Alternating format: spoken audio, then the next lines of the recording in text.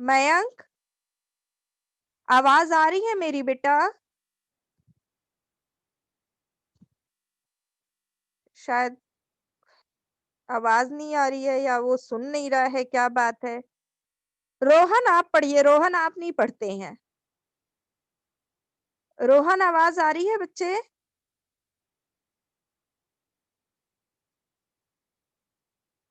बाकी बच्चों को मेरी आवाज आ रही है? Yes ma'am. Yes ma'am. तो जिसका नाम ले रही हूँ वो लोग क्यों नहीं बोल रहे हैं? रोहन, मयंक। मैम मैं पढ़ूं? मैं उन बच्चों को पढ़ाना चाह रही थी जो पढ़ते नहीं है क्लास में। देवा आप पढ़ो। देवा विश्वास आप पढ़ो।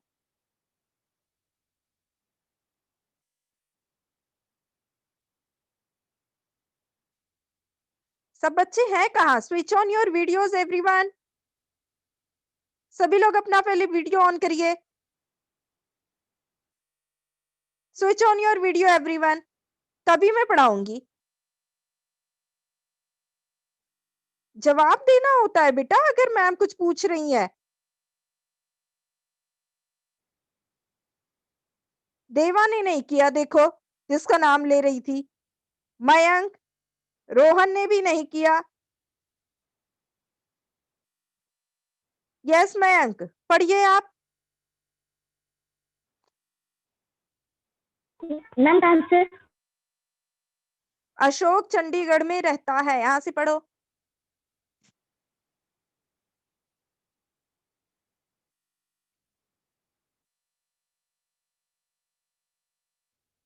मैम मैं रीड करूँ?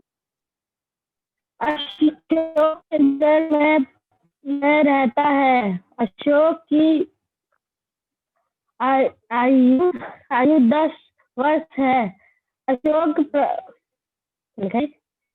प्रातः प्रातः प्रातः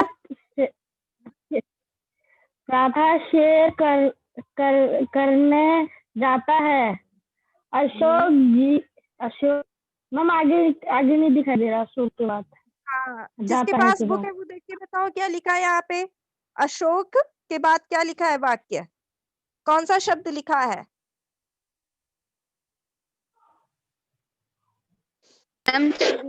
अशोक के पिता जी हाँ, डॉक्टर अच्छा हैं। ये लिखा है मयंक, अशोक के पिताजी डॉक्टर है। पढ़ो।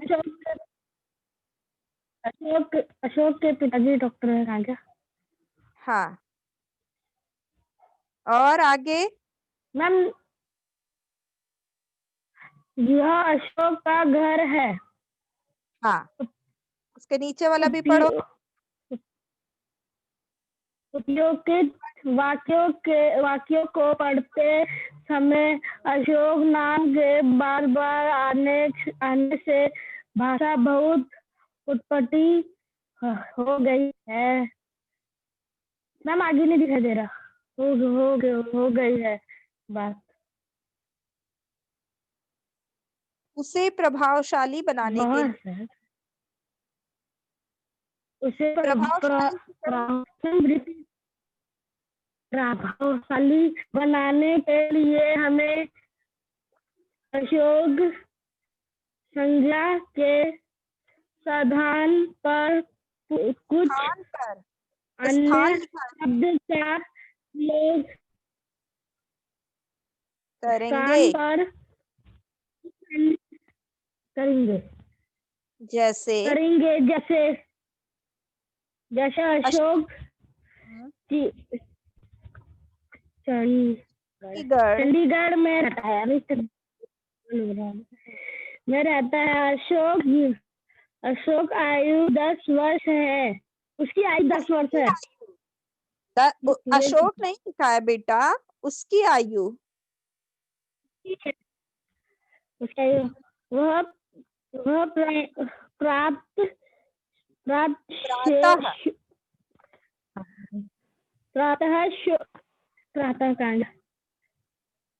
प्रातः शेर करने जाता है। उसके पिताजी डॉक्टर मैम मैम आज नहीं आ रहा है, उसके पिताजी डॉक्टर डॉक्टर है, डॉक्टर तो नहीं आ रहा है। उसके पिताजी डॉक्टर है। डॉक्टर है। हाँ, यह फिर उसका घर है। अब देखो क्या लिखा है। इससे स्पष्ट हो जाता है कि ऊपर के वाक्यों में अशोक संज्ञा है। पहले वाक्य में तो संज्ञा का प्रयोग हुआ है, अगले वाक्य में संज्ञा के स्थान पर क्या प्रयोग हुआ है? उसकी, वह, उसके और उसका। तो शब्दों का प्रयोग हुआ है, अतः ये क्या कहलाते? सर्वनाम कहलाते हैं। अन्य सर्वनाम शब्द कौन कौन से हैं? मैं, तुम, हम, आप, यह, वह, कोई, कुछ, कौन, क्या आदि। ठीक है। अब गुड संज्ञा मॉर्निंग के मैम। स्थान पर अगर कोई आपसे पूछता है कि यस बेटा, good afternoon ma'am. Good afternoon बेटा, किसने लेट ज्वाइन किया? मैम मैं अनिल। अनिल, क्यों लेट ज्वाइन किए बेटा? मैम लेट हो गया। अच्छा, कोई बात नहीं, लेकिन टाइम पे आ जाया करो बेटा सभी लोग क्लास में, ये गलत बात है। ठीक है, यस मैम। B punctual. अब देखो, अगर आपसे कभी कोई पूछता है कि बताओ सर्वनाम की क्या परिभाषा होती है, तो आप बोलेंगे संज्ञा के स्थान पर प्रयुक्त होने वाले शब्दों को सर्वनाम कहते हैं। ओके। अब सर्वनाम कितने प्रकार के होते हैं, उसके कितने भेद होते हैं? तो सर्वनाम के 6 भेद होते हैं। पुरुषवाचक सर्वनाम, निश्चयवाचक, अनिश्चयवाचक, संबंधवाचक, प्रश्नवाचक और निजवाचक। अब हम दूसरे पेज पे आते हैं। यस, पुरुषवाचक सर्वनाम। जो सर्वनाम, पुरुषवाचक सर्वनाम किसे कहते हैं? जो सर्वनाम शब्द किसी पुरुष के नाम के स्थान पर प्रयुक्त होते हैं, वे पुरुषवाचक सर्वनाम कहलाते हैं। जैसे मैं पढ़ रहा हूं, तुम भी मेरे साथ पढ़ो, वे सब भी पढ़ रहे हैं। तो यहाँ पर मैं, तुम, वे, ये ऐसे सर्वनाम हैं जिनसे किसी ना किसी पुरुष का बोध होता है। मतलब बोध मतलब हमें पता चलता है कि ठीक है। सर्वनाम मैं क्या है? सर्वनाम शब्द वक्ता द्वारा अपने लिए प्रयोग किया जाता है। मैं, जैसे आप लोग इंग्लिश में आप लोगों को आप लोगों ने पढ़ा होगा, there are 3 kinds of person, first person, second person और थर्ड पर्सन। पढ़े हैं ना? First person yes ma'am. I and, yes ma'am. Second person you and your, third person he, she, it, they. ये होता है। तो वही चीज बेटा हिंदी में है। ठीक है। मैं क्या है?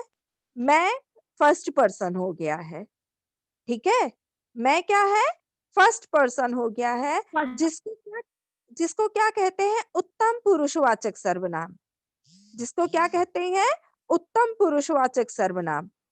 ओके। फिर उसके बाद तुम कौन हो? क्या है? मध्यम पुरुषवाचक सर्वनाम, सेकंड पर्सन। फिर ही, शी, इट, दे, मतलब कि वो एक सेकेंड, मतलब कि वह, उसका, उसकी, वे, उनका, उनकी, यह, ये सब क्या हो गए हैं? अन्य पुरुषवाचक सर्वनाम, थर्ड पर्सन। ठीक है।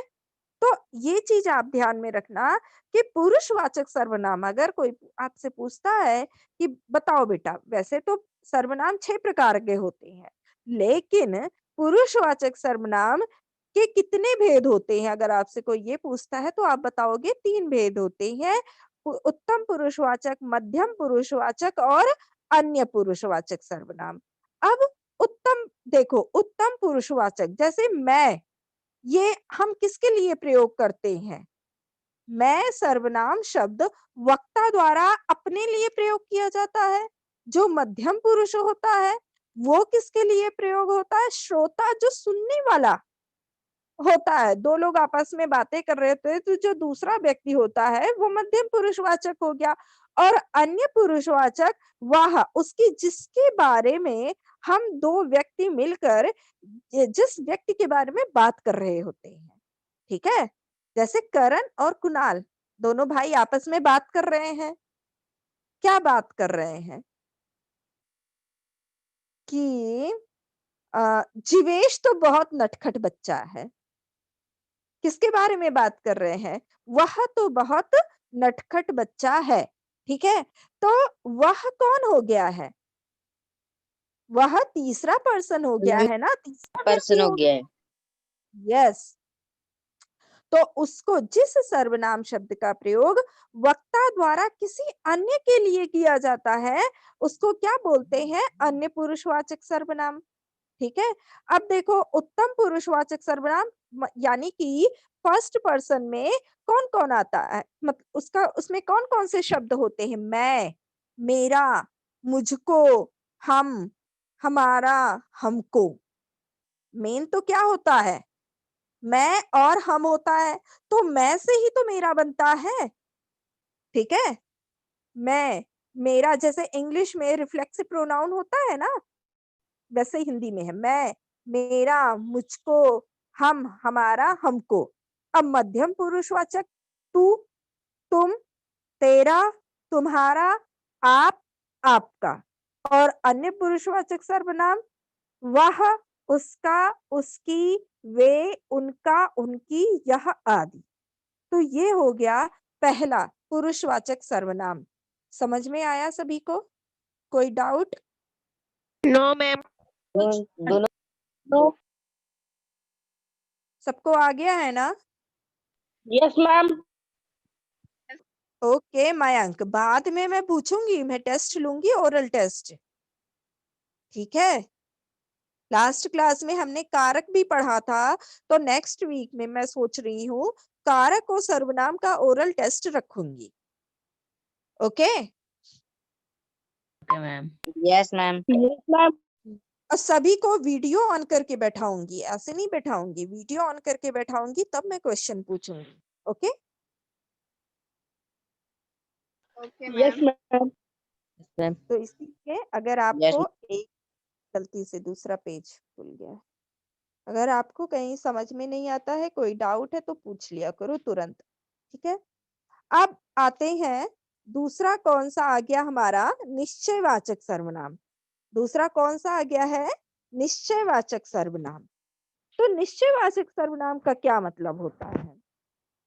जिस सर्वनाम शब्द से किसी वस्तु, व्यक्ति या प्राणी का निश्चय पूर्वक बोध हो।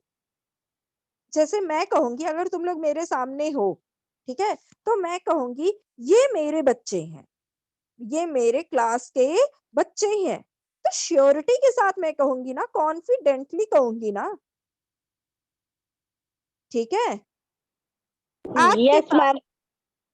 आपके पास आपकी पेन है, ठीक है, आपकी पेन है, आपकी पुस्तक है, आप आपकी नोटबुक है, कुछ भी है, पुस्तिका है, तो आप क्या कहेंगे? अगर वहां पे दो बच्चे आपस में लड़ रहे हैं, तो मैम कहेगा मैम ये मेरा पेन है, मैम ये मेरी पुस्तक है। तो आप श्योरिटी के साथ कह रहे हो ना कि ये आपका सामान है ना? तो यस मैम। जहाँ पे आप श्योरिटी हो, निश्चय हो, वहां पे निश्चयवाचक सर्वनाम हो गया है। ठीक है? जैसे इन कमीजों में यह अच्छी है। जैसे आप सामान कपड़े खरीदने गए हैं, तो कई सारे शर्ट वहां पे हैं, तो कहोगे कि मम्मी इन सारे शर्ट्स में, इन सारे टी शर्ट्स में ये वाली टी शर्ट अच्छी है। तो आप श्योरिटी के साथ कह रहे हो ना, ठीक है? वह नहीं। तो इस वाक्य में यह तथा वह निश्चय कमीज के लिए प्रयुक्त हुआ है, इसलिए ये निश्चयवाचक सर्वनाम है। ओके? दूसरा आ जाएगा इनडेफिनेट प्रोनाउन, जिसको क्या कहते हैं? अनिश्चयवाचक सर्वनाम। जिस सर्वनाम शब्द से किसी निश्चित प्राणी या वस्तु का बोध ना हो, जैसे यह, वह से हमें बोध होता है, हमें पता चलता है। अगर सामने कई सारी गाड़ियां खड़ी हैं, तो उसमें से मैं बोलूंगी यह सफेद वाली गाड़ी मेरी है। ठीक है, तो मैं श्योरिटी के साथ यह प्रयोग कर रही हूं ना, तो यहाँ पे निश्चयवाचक है। ठीक है, और अगर वहां पे अनिश्चयवाचक सर्वनाम का उदाहरण, जैसे यहाँ पे क्या लिखा है कि आज कुछ होने वाला है, श्योरिटी नहीं है। क्या नहीं है? श्योरिटी नहीं है।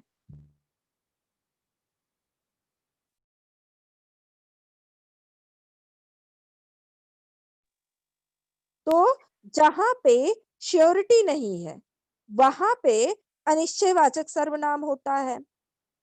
ठीक है, जैसे यहाँ पे दूसरा उदाहरण लिखा, संभव है आज कोई आ जाए। संभव है, पॉसिबिलिटी, ऐसा लग रहा है, अनुभव हो रहा है शायद कि आज कोई आ जाए, लेकिन ये श्योरिटी नहीं है ना कि कौन आ जाए। मयंक आ जाए कि करण आ जाए, कुणाल आ जाए, कौन आ जाए, कोई श्योरिटी नहीं है। ओके, तो वहां पे अनिश्चयवाचक सर्वनाम होता है। समझ में आया बच्चों? Yes ma'am. Yes ma'am. ठीक है, जैसे आपके घर पे आपकी मम्मी आपसे बोली, खाना वाना बना रही है, तैयारी वैयारी कर रही है, तो उनको भी वैसे पता नहीं है कि आपके पापा के ऑफिस से कौन सा व्यक्ति आने वाला है। ठीक है, आप पूछ रहे हो कि मम्मा आप ये सब तैयारी क्यों कर रही हैं, क्या है, कौन आने वाला है, तो मम्मी यही बोलेंगी ना कि पापा के ऑफिस से कोई आने वाला है। तो उनको पता नहीं है ना कि कौन सा व्यक्ति आने वाला है। अगर वो कहेंगी कि पापा के ऑफिस से किसी का भी नाम ले लेंगी कि सुरेश अंकल आने वाले हैं, तो वहां पे निश्चयवाचक हो जाएगा। अगर कहेंगी कि पापा के ऑफिस से कोई व्यक्ति आने वाला है, तो वहां अनिश्चयवाचक हो जाएगा। ठीक है, यस ओके। Yes ma'am. अब हम आगे की तरफ चलते हैं।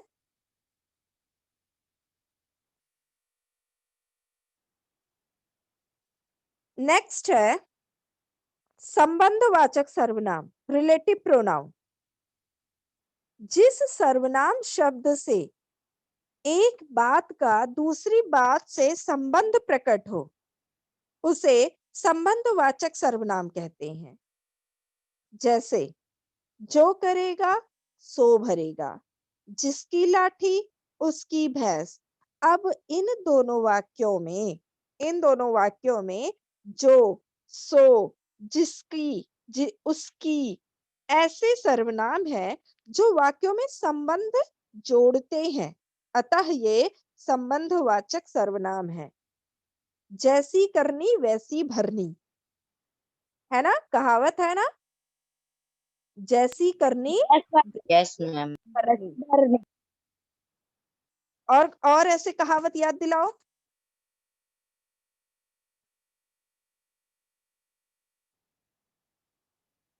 और ऐसे कहावत याद दिलाओ।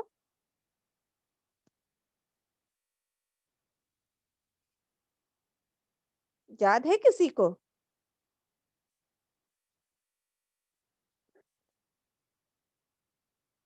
चलो मैं याद करके और कल बताऊंगी, मतलब नेक्स्ट क्लास में, मंडे को। ठीक है, आप लोग भी याद करके और ढूंढ के आएंगे। और ओके, तो यहाँ पे जैसी करनी वैसी भरनी, जैसी और वैसी में संबंध प्रकट हो रहा है, इसलिए यहाँ पे संबंधवाचक सर्वनाम है। नेक्स्ट अब हम आते हैं प्रश्नवाचक सर्वनाम। प्रश्नवाचक सर्वनाम किसे कहते हैं? जिन जिसमें सर्वनाम मैम जिसमें प्रश्न पूछा जाए। जिसमें प्रश्न पूछा जाता है। Yes, correct. जैसे आप लोग बताओ। आप कौन हो? हाँ, मैं कौन हूँ, वेरी गुड। कौन, क्या? आपका नाम क्या है? मेरा नाम पद्मिनी वैश्य है। तो आपका नाम क्या है? तो क्या, कौन, किसका, तो ये सारे शब्द क्या हो जाते हैं? प्रश्न का बोध कराते हैं हमें। ठीक है, तो इसलिए ये प्रश्नवाचक सर्वनाम है। और बाद में हम प्रश्नवाचक चिन्ह का प्रयोग करते हैं। ठीक। छठा आ गया हमारा निजवाचक सर्वनाम। निजवाचक सर्वनाम क्या होता है? Reflective pronoun. जो सर्वनाम शब्द निज, निज मतलब क्या होता है बेटा? स्वयं के लिए। ठीक है। निजवाचक सर्वनाम जो स्वयं के लिए प्रयुक्त किया है उन्हें निजवाचक सर्वनाम कहते हैं। जैसे वह अपने आप ही चला गया, उसको किसी की सलाह की जरूरत नहीं पड़ी, वह अपने आप ही चला गया। वह स्वयं भोजन बना लेगी, वह यह कार्य अपने आप कर लेगी, खाना स्वयं बना लेगी। ठीक है। जैसे वो कोई अपने आप काम कोई व्यक्ति अपने आप नाराज है बिना किसी कारण के। ठीक है। तो वहां पे निजवाचक सर्वनाम होता है। कोई व्यक्ति अपने आप तरह तरह का खाना बना के देता है। ठीक है। तो वहां पे निजवाचक सर्वनाम है। ठीक है। Yes ma'am. अब आप लोग उदाहरण बताओ निजवाचक सर्वनाम का। मैम वो अपने आप काम कर लेगा। वो अपने आप काम कर लेगा। अच्छा, और सभी लोग बोलो एक एक उदाहरण। मैम मैं अपना काम खुद करती हूँ। Very good. और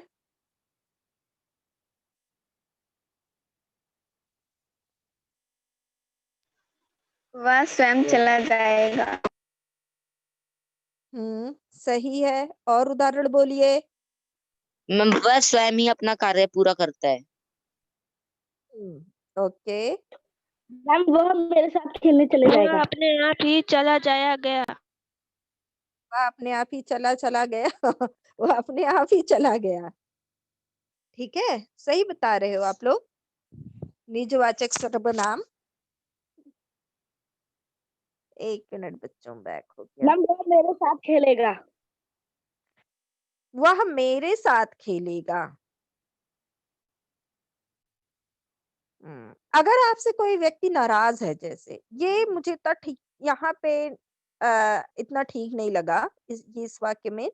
अगर व्यक्ति अपने आप नाराज है, वह व्यक्ति अपने आप नाराज है, तो वह स्वयं ही आके मुझसे बोलेगा जरूरत पड़ने पे। ठीक है। तो अपने आप ही, स्वयं ही, बिना किसी के फोर्स के, तो ये निजवाचक सर्वनाम है। ठीक है बच्चों। यस अब मैम। देखो क्या लिखा है। आप शब्द का प्रयोग पुरुषवाचक सर्वनाम मध्यम पुरुष के रूप में एवं आगे क्या लिखा है, करण बताओ।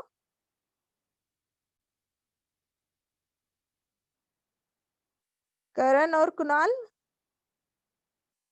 बुक में क्या यस लिखा मैम। है? ओपन किए हो ना? Yes ma'am. हाँ, तो इस लाइन में बताओ आगे क्या लिखा है। आप शब्द का प्रयोग पुरुषवाचक सर्वनाम मध्यम पुरुष के रूप में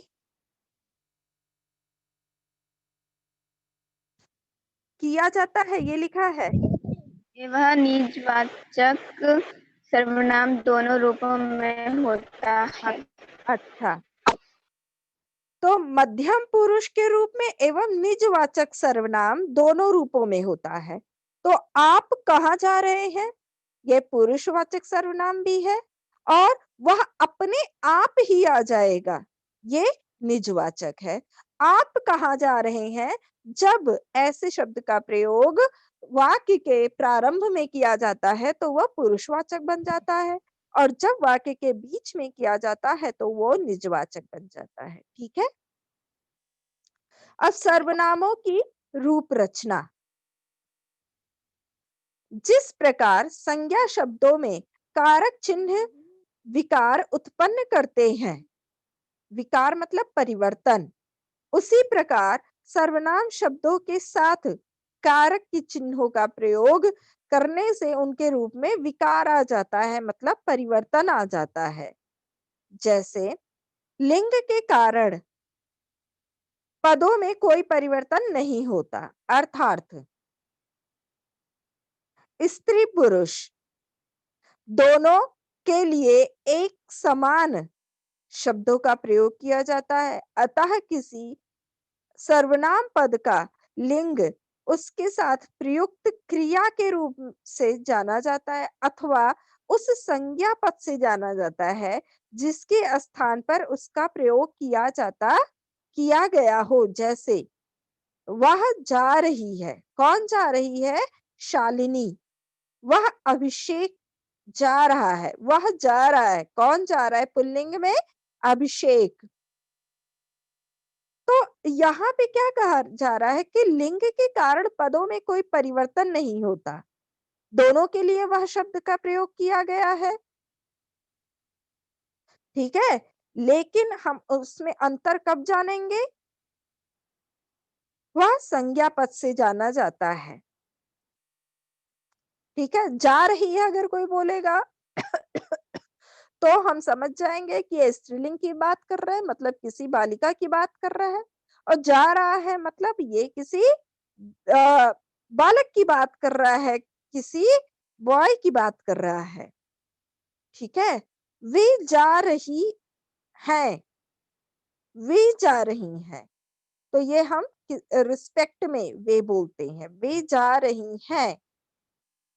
आदर सूचक, तुम गाना गाते हो, तुम गाना गाते हो। और अगर यहाँ पे कोई लड़की होती तो क्या हो जाता? तुम गाना गाती हो, तो वो स्त्रीलिंग हो जाता। अब देखो, वचन तथा पुरुष के अनुसार इनके रूप में परिवर्तन आता है। कैसे? जैसे कि उत्तम पुरुषवाचक, मध्यम पुरुषवाचक और अन्य पुरुषवाचक। उत्तम पुरुषवाचक में क्या होता है? उत्तम पुरुषवाचक में क्या होता है? मैं, हम, तू। मध्यम पुरुषवाचक में आप और तुम। अन्य पुरुषवाचक में वे और वह।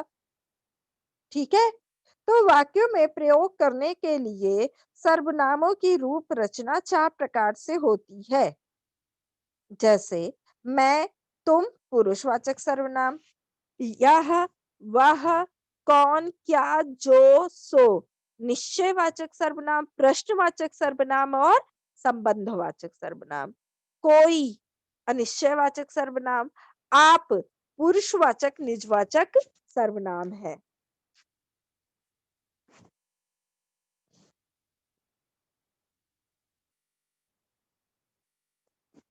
अब क्या आया? पुरुषवाचक सर्वनाम, कारक चिन्ह विभक्ति। आपको पता है कारक 8 प्रकार के होते हैं, सभी के चिन्ह आपको पता है। जैसे कर्ता ने, मूल शब्द कर्ता ने, मैं और तू। बहुवचन में क्या हो गया? हम और तुम। कर्म को, मैंने, तूने। तू से क्या, मैं और तू से क्या बन गया है? मैंने और तूने। हमने, हमको।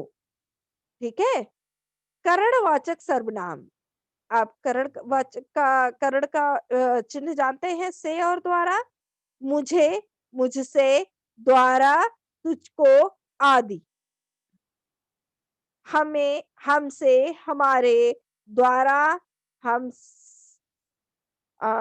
तुमसे, तुम्हारा, तुम्हारे, द्वारा।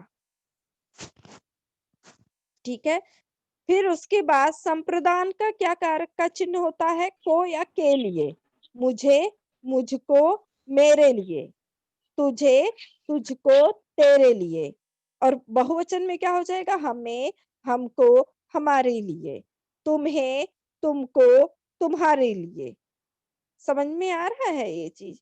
तो ये आप रीड कर लेना अपने आप। ठीक है, यस मैम।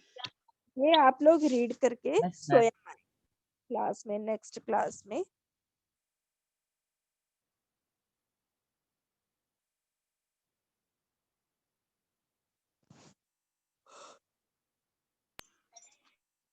अब देखो क्या आया, किन्हीं ने, किन्हीं को, किन्हीं से, किन्हीं के लिए, किन्हीं से, किन्हीं का, की, के, किन्हीं पर। ये किन्हीं शब्द का प्रयोग बताया गया है कि किन्हीं का प्रयोग हर कारक के साथ किया जा सकता है। तो संप्रदान एकवचन और बहुवचन, ये आप लोग